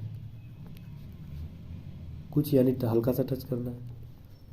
सभी किताबें कारें हैं, सभी किताब यानी सभी किताब को घेर देना है, कारें हैं। कुछ कारें चम्मच है, कुछ कारें जो है ना चम्मच है। तो कुछ चम्मच कलम है, इसका इससे टच है नहीं, तो ये नहीं हो सकता है। हो भी सकता है नहीं, क्योंकि धीरे धीरे टच कर रहा था, तो हो भी सकता है, लेकिन कंफर्म जरूर नहीं है। कुछ किताबें कलम है, कुछ किताबें जो है ना कलम है, बिल्कुल सही है। तो ऑप्शन नंबर मतलब केवल 2 सही है, तो ऑप्शन नंबर कहाँ है? 2, ऑप्शन नंबर 1 राइट आंसर हो जाएगा। नेक्स्ट आते हैं।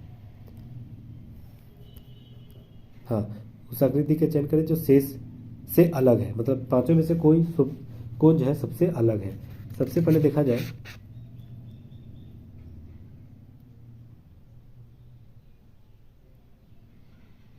हाँ पहले इधर किया, फिर इधर, फिर इधर।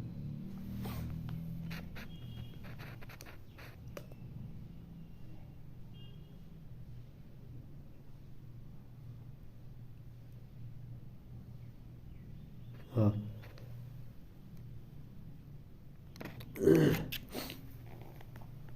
सबसे पहले बताया गया आयताकार जो है आपका ये वाला जो डी डी मतलब अर्धवृत्त है, वह इधर की ओर है, इधर की ओर है, इधर की ओर है, इधर की ओर है, और इसका,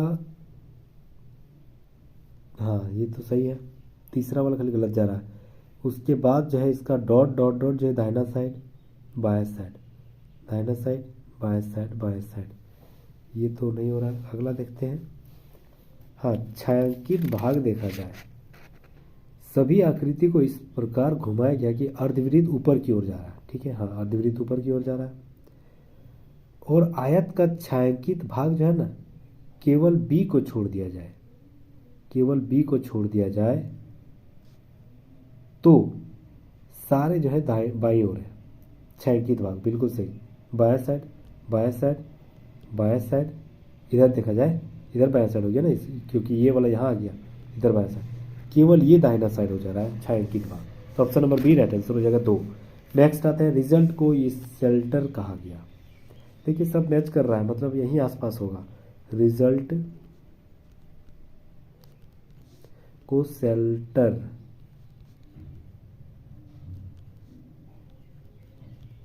कहा गया, ठीक है। तो सबसे पहले क्या किया, एस एस जोड़ दिया, you U L L T T और आर ई वाला ई यहाँ चल गया, बस वही है, ठीक है। तो I G B H T B R को क्या लिखेंगे, सबसे पहले हम लोग तीसरा नंबर वाला पहला कर दिया, तो तीसरा वाला पहला कर देंगे बी। फिर उसके बाद है आई जी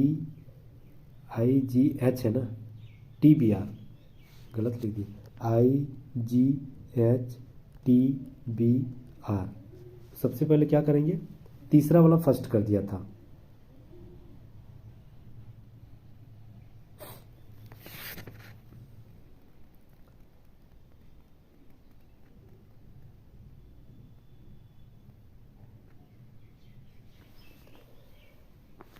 अच्छा लास्ट ये जो संकेत दिया गया ना इसका क्या मतलब, ये जो है रिजल्ट दे दिया है, हमको निकालना है इसका इनिशियल, ये फाइनल दे दिया, इनिशियल निकालना।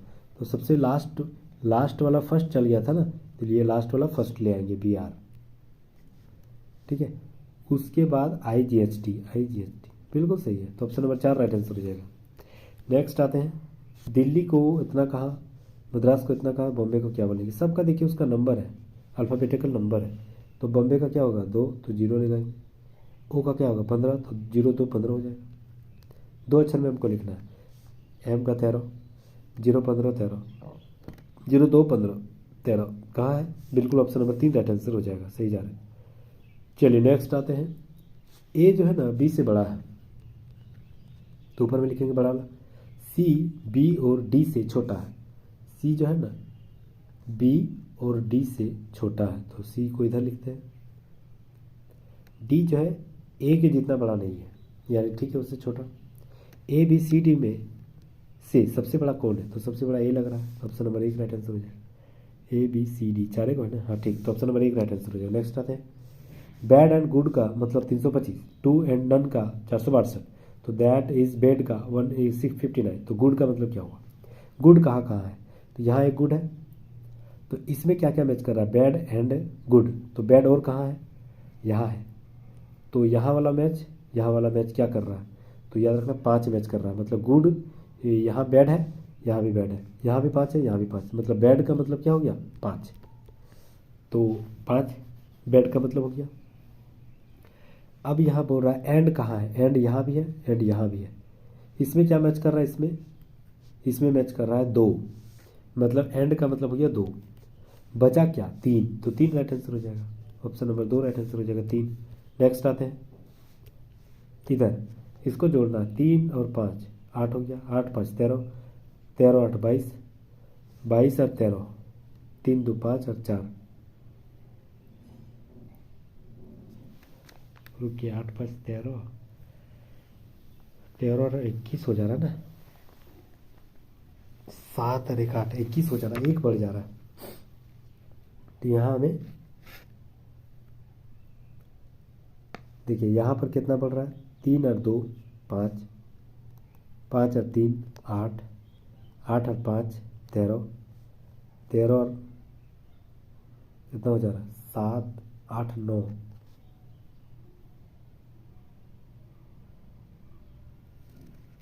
13 और 9 22 हो जा रहा है, ठीक है। अब यहाँ पर क्या करेंगे 9, वो अब यहाँ पर 22 और कितना जोड़ना पड़ेगा, आवाज संख्या 17, ठीक है 17 हो जाएगा।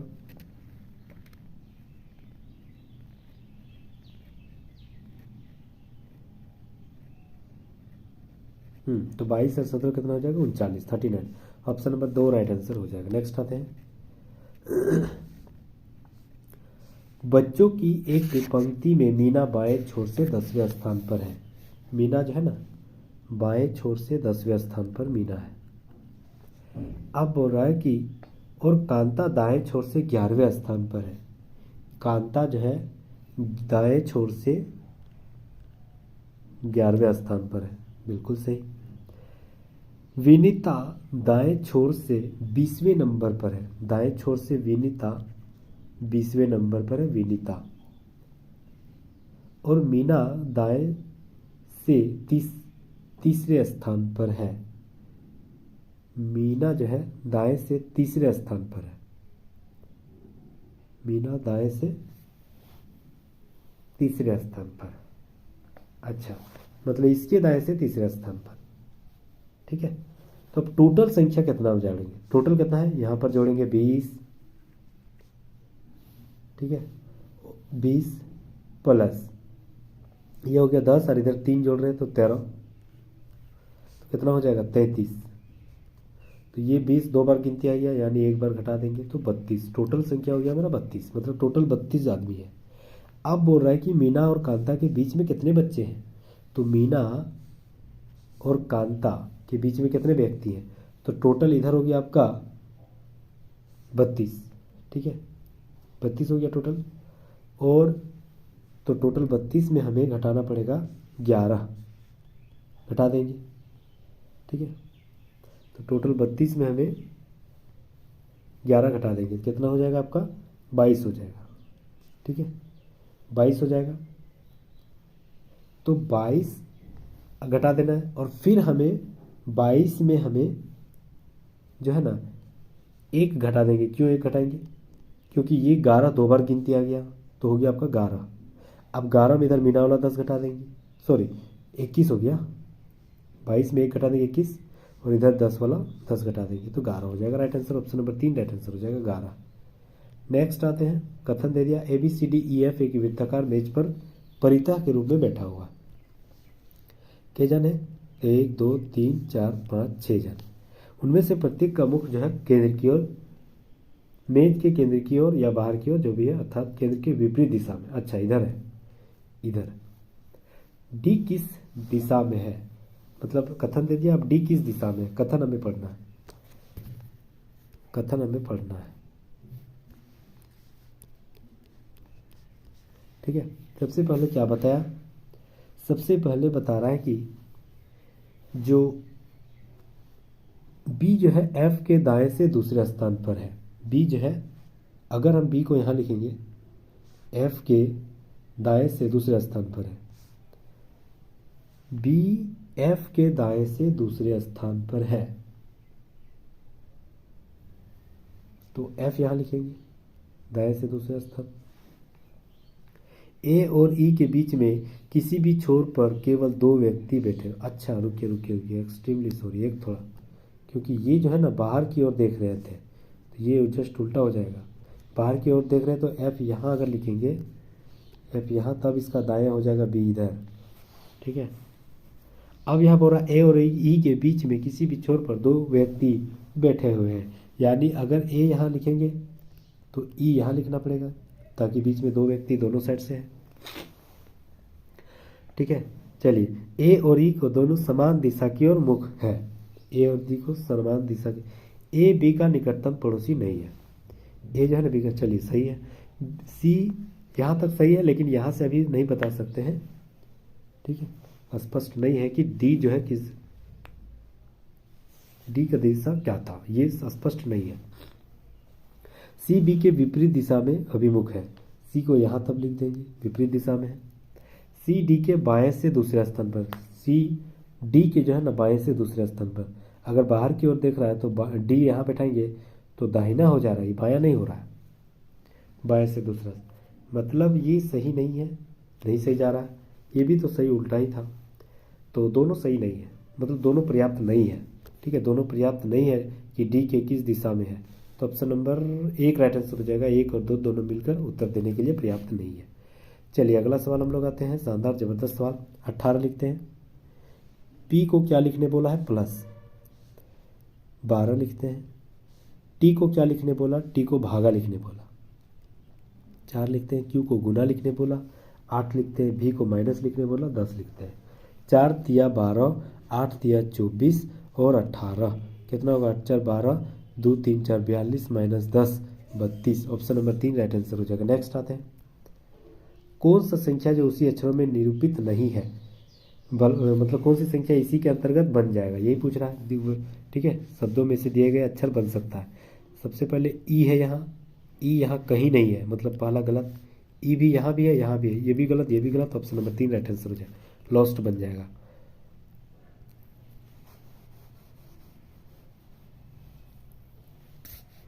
चलिए अगला सवाल, कौन सा सवाल बन जाएगा, ब्लू। यू है कहीं नहीं, यू है कहीं नहीं, वाई है, एस कहीं है नहीं, टेल बन जाएगा। ऑप्शन नंबर 3 राइट आंसर हो जाएगा। सी को 24 बोला, हॉट को 38, तो फियर को क्या बोलेंगे। तो सी को 24 बोला, 24 कैसे बनेगा, उल्टा तरफ से गिन सकते हैं, गिन सकते हैं ना। तो 27 टोटल में घटा देंगे 3, ABC का 3 होता है ना, कितना होगा 24। उल्टा तरफ से गिन रहे, याद रखना उल्टा हमेशा 27 से गिनना पड़ेगा। ठीक है, चलिए अब यहाँ होगा हॉट, हॉट तो 27 में सबसे पहले H 8 होता है, घटाएंगे तो कितना होगा 19। फिर 27 में O का 15 होता है, तो 27 में 15 घटाएंगे तो कितना हो जाएगा 12, तो फिर 12। T का 20 होता है, तो 27 में 20 घटाएंगे तो 7, यहाँ 7 लिखेंगे। सबको जोड़ेंगे तो बिल्कुल 38 आ रहा है, सही जा रहे थे। मतलब फियर को हम लोग लिखना है, तो फियर F 6 होता है, तो 27 में 6 घटाएंगे तो 21। E यानी 5, तो 27 में 5 घटाएंगे तो 22। A यानी 1, तो 27 में घटाएंगे तो यानी 26। R यानी 18, 27 में 18 घटाएंगे तो यानी 9। सबको जोड़ देंगे तो कितना हो जाएगा 78। ऑप्शन नंबर 3 राइट आंसर हो जाएगा। नेक्स्ट आते हैं, पपी का संबंध कुत्ता से है, तो बनी का संबंध किससे है। तो बनी का संबंध, बनी किसको बोला जाता है, बनी खरगोश को ज़्यादातर बोला जाता है। ऑप्शन नंबर 2 राइट आंसर हो जाएगा। ठीक है, नेक्स्ट आते हैं, अगला जो कुटबत दिया गया यहाँ पर क्या हो जाएगा। ठीक है, तो सबसे पहले क्या किया, PQ RSTU, RST यानी 3 अक्षर के बाद U बोल दिया, UVWX, फिर 3 अक्षर के बाद Y आ गया, फिर YWYZABC, यानी पहला वाला C हो जाएगा। ठीक है, तो पहला वाला जब C है तो ऑप्शन नंबर 4 में ही केवल पहला C है, उसी को आंख बंद करके दे देना है। ऑप्शन नंबर 4 राइट आंसर हो जाएगा। कौन सा विषम संख्या है, सड़क है, पुल है, सुरंग है, एयरक्राफ्ट, ये गलत हो जाएगा। एयरक्राफ्ट तो हवा में उड़ता है, बाकी सब जमीन से संबंधित। तो ऑप्शन नंबर 2 राइट आंसर हो जाएगा। ठीक है, निम्नलिखित में से कौन सा जो है अलग है, गाय, हाथी, बतख, घोड़ा, कौन सा जो है ना आपका अलग हो जा रहा है। तो केवल बतख, क्योंकि पानी में तैरता है, बाकी सब जमीन से संबंधित है। तो ऑप्शन नंबर 4 राइट आंसर हो जाएगा। यहाँ पर बोल रहा है 96 नंबर, कौन सा हिस्सा जहाँ लड़के लड़कियों दोनों अध्ययन करते हैं को प्रदर्शित करता है। तो लड़के और लड़कियों को कौन दोनों प्रदर्शित करता है। सबसे पहले यहाँ बोला गया है कि त्रिभुज जो है ना लड़की का महाविद्यालय है, ये जो है गर्ल का है, जिसमें केवल लड़कियां अध्ययन करती है। वर्ग जो है लड़कों का, बॉयज, और जो वर्ग है महाविद्यालय भौज का, बॉयज का, इसमें लड़के केवल अध्ययन करते हैं। विरिज जो है विश्वविद्यालय, ठीक है, यूनिवर्सिटी विद्यालय। तो किसमें जो है लड़के लड़कियां दोनों, तो दोनों में आ रहा है ना, तो ऑप्शन नंबर 2 राइट आंसर हो जाएगा, दोनों में आ रहा है। नौकरी का बेरोजगार, जस्ट उल्टा, तो मुद्रा का क्या होगा, गरीबी। ऑप्शन नंबर 2 राइट आंसर हो जाएगा। नेक्स्ट आते हैं, बसंत कहता है कि मेरी जितनी बहनें हैं उतने ही भाई हैं। ठीक है, मेरी जितनी बहनें हैं उतनी ही भाई हैं, माने अगर बहन जितना है उतनी भी भाई भी है। वैशाली कहती है कि हम सभी बहनों में प्रत्येक के पास जितने भाई हैं उसकी आधी बहनें हैं। प्रत्येक की वैशाली कहती है, ठीक है, वैशाली कहती है कि उसके जितने बहन है ना उसकी आधी, अगर बहन 2x है तो उसकी आधी भाई है।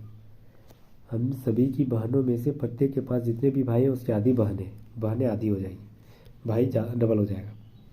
यह मानते हुए कि बसंत और वैशाली भाई बहन है तो परिवार में कुल कितने सदस्य हो गया।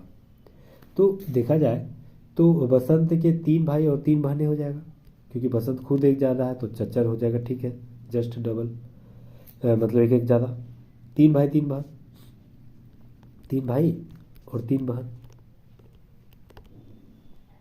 ठीक है, तो वैशाली के 4 भाई और 2 बहन हो जाएगा। इस हिसाब से इसका जस्ट डबल, 4 भाई और 2 बहन। ठीक है, हाँ यहाँ तक सही है।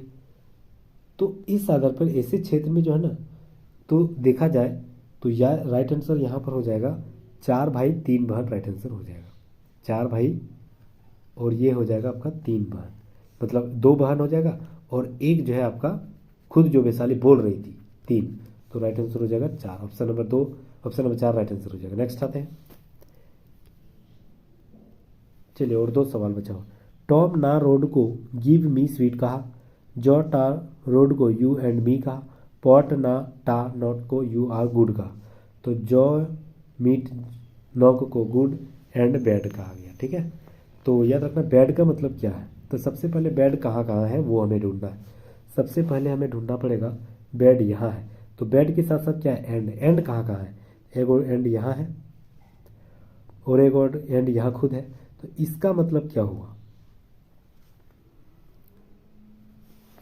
तो इसका मतलब हो गया, इसका यहाँ पर जो है, यहाँ का मतलब भी एक जो है, मतलब एंड का मतलब हो गया जो, तो ये सही नहीं होगा। चलिए अगला सवाल। अगला यहाँ बोल रहा है, यहाँ पर गुड, यहाँ है गुड, ठीक है, और यहाँ भी है गुड। तो गुड यहाँ, इसका मतलब क्या हुआ, ये दोनों में क्या मैच कर रहा है, तो याद रखना यू पॉट टा नॉक। ठीक है, तो ये इसमें नॉक मैच कर रहा है, इसमें भी नॉक, इसमें भी नॉक। देखिए मतलब गुड का मतलब हो गया नॉक। ठीक है, बचा सिर्फ यहाँ पर बैड। ठीक है, तो यहाँ सिर्फ क्या बचा था, मीट बचा था। तो ऑप्शन नंबर 4 राइट आंसर हो जाएगा, मीट। नेक्स्ट आते हैं, चलिए सवाल, अंतिम सवाल। इसका लास्ट में क्या होगा ये सवाल पूछ रहा है। सबसे पहले क्या करेंगे, 18 से 72 गया, तो 18 चौक 72, 2 जोड़ दिया है। गुणनफल में देखा जाए तो 2 से गुना किया और 2 जोड़ दिया। फिर 72 गुना 4, 18 चौक 72, तो 72 गुना 4 करते हैं। 72 गुना 4 जो होती है 296 होती है, 2 जोड़ दिया, बिल्कुल सही। फिर 2 किया, 2 गुना, ये 4 गुना, या 4 क्यों किया है, 4 गुना और 2 जोड़ा, फिर 4 गुना 2 जोड़ा, तो आगे करते हैं 4 गुना और 2 जोड़ देते हैं। तो ये रखना, ये 4 जोड़ेंगे, 4 गुना करेंगे तो ये कितना हो जाएगा, याद रखना 19,112 हो जाएगा, और 2 जोड़ देंगे तो 19,114 राइट आंसर हो जाएगा। Option number B right answer हो जाएगा। ठीक है, चलिए 1.5 घंटा में हम लोग 100 सवाल देख लिए। ये सारे सवाल यहाँ पर आंसर बताया गया है। अगर आपको पीडीएफ चाहिए तो प्लीज़ डिस्क्रिप्शन में जाइए, वहाँ पर टेलीग्राम का लिंक है, वहाँ से विजिट कीजिएगा। सारे जो आपको विश्लेषण के साथ पीडीएफ में प्रोवाइड कर दिया जाएगा। ठीक है, तो thank you so much guys, फिर मिलते हैं नेक्स्ट वीडियो में। तब तक जय हिंद। यहाँ तक बने रहने के लिए बहुत बहुत शुक्रिया। एनटीपीसी में ऐसे टोटल 25 सेट है, 25 सेट है, सारे खत्म करेंगे। आज मेरा चौथा लेक्चर था। ठीक है, तो प्रीवियस ईयर सवाल देखना, सॉल्व पेपर देखना बहुत ज़रूरी है, बहुत इंपॉर्टेंट है। तो थैंक यू सो मच यार।